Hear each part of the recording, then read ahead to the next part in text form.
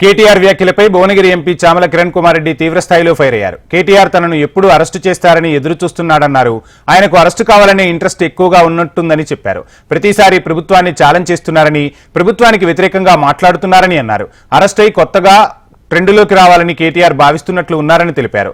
Government మీద విష ప్రచారం చేస్తూ కేసులు పెట్టించుకోవాలనే భావనలో కేటీఆర్ ఉన్నారని అన్నారు చామల కిరణ్ కుమార్ రెడ్డి. కేటీఆర్ గారు ఎప్పుడు అరెస్ట్ చేస్తారా అన్న ఉద్దేశం మీద ఉన్నట్టున్నారు.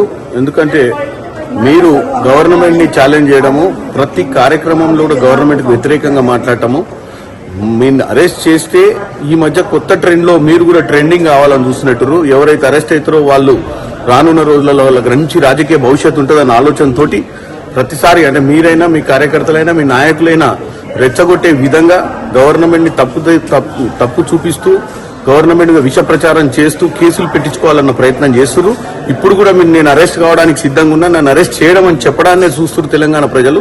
మీకు అరెస్ట్ కావాలన్న ఇంట్రెస్టే ఎక్కువ ఉన్నట్టుంది. మీకు రాజకీయాలలో మీరు మాట్లాడేది తప్పని, మీరు మాట్లాడొద్దని కూడా తెలియకుండా మీరు కేటీఆర్ గారు ఎప్పుడు అరెస్ట్ చేస్తారా అన్న ఉద్దేశం మీద ఉన్నట్టున్నారు. ఎందుకంటే మీరు గవర్నమెంట్ ని ఛాలెంజ్ చేయడము, ప్రతి కార్యక్రమం